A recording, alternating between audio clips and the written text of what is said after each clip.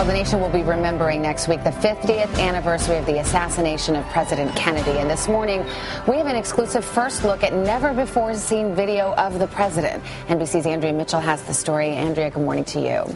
Good morning, Savannah. 50 years after his death, after untold hours of documentary footage over the decades, we have a new discovery, a rare glimpse of John F. Kennedy. 38 minutes from an amateur photographer's film archive, never before seen. Ask not. We think of him now as the first television president, young, athletic, whether playing with his children or sparring with reporters at celebrated news conferences. You're very gentle today, Miss Craig. But now, for the first time, never-before-seen film of John F. Kennedy as a long-shot presidential hopeful, accompanied by his beloved sister Eunice. Joseph Kennedy, the father, said that if Eunice had been born a boy, he would have been the candidate of that generation. So when Jackie Kennedy did not campaign, and oftentimes she was very glad to stay off the campaign trail, Eunice Kennedy Shriver was only too glad to fill in.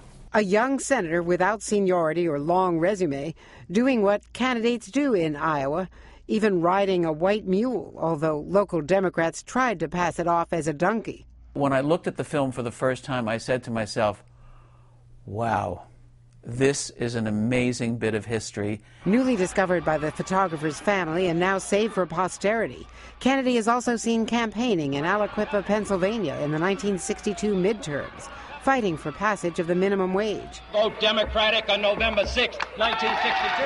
And this footage from June 1963, 5 months before Dallas. The most chilling piece of footage for me is there's a wonderful shot of Kennedy riding in a limousine, and it crosses from left to right on the screen. And it's very reminiscent of the Zapruder film. And it's, in fact, we believe, the same limousine in which he was killed. In fact, it was the same limousine, a Lincoln Continental, as in Dallas with the top down. Saddest of all in this film, the funeral cortege. The footage of the funeral especially is almost a film in and of itself.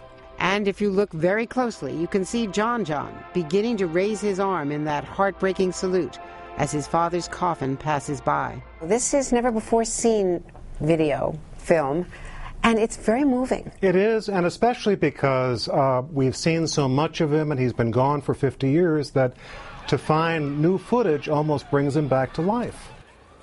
First discovered by the photographer's grandson, a copy of the newly found film archive is being preserved, and it's going to be donated to the Library of Congress. Savannah? That's extraordinary, Andrew. Thank you so much. Hard to believe they're still discovering new images. Amazing. Locked away for half a century. Yeah, and we're going to be looking back all next week, actually, as this country remembers a key time in our history. On Monday, we're actually going to go back to Dallas with Clint Hill. He was Mrs. Kennedy's Secret Service agent, and you'll remember this iconic photo. He's the one, the Secret Service agent, who jumped on the back of the president's car.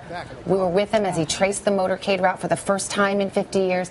He shares with us what he heard the First Lady say at that tragic moment. It's still so emotional for him, as you found. Very, still a tormented man in a lot of ways.